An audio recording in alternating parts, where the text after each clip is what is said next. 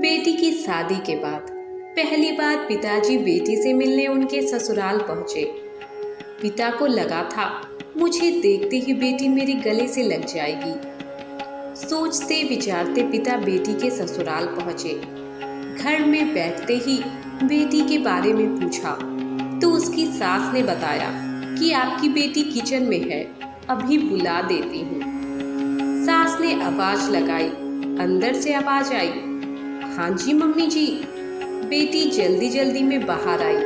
पिता को देखते ही चेहरे पे चमक और खुशी साफ दिख रही थी, परंतु जैसे अपने घर पर मिलती थी वैसे चाहकर भी नहीं मिल पाई।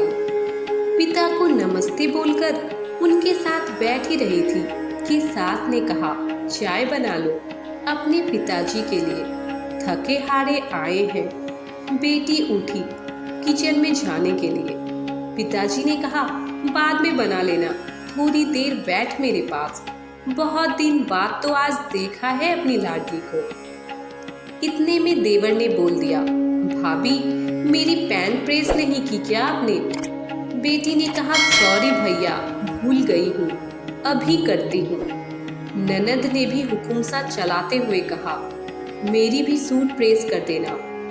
इतने में रघु की आवाज आई। रघु बेटी का पति। खाना लगाओ, बहुत जोर की भूख लगी है। बेटी ने दबे स्वर में जवाब दिया, हाँ जी आप बैठिए, अभी लगाती हूँ।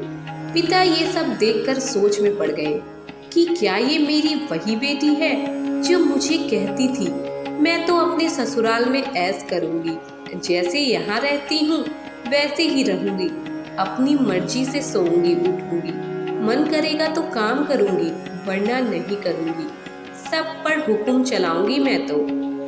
सोचते सोचते पिता की आंखें भर आई। मन ने विचार किया, मैंने जो विदा की थी वो बेटी थी, पर यहाँ जो मिली है वो किसी की बहू है। बेटी के किचन में जाते ही पिता ने सबको नमस्ते की और जल्दी में हूँ ये कहकर चल पड़े, क्योंकि एक पिता अपनी बेटी से मिलने आए थे जो उन्हें वहां नहीं मिली। सत्य ही कहा है किसी ने, हंसती खेलती बेटियां जिम्मेदारियों के बंधन से बनकर सब कुछ भूल जाती है। जय गुरुदेव।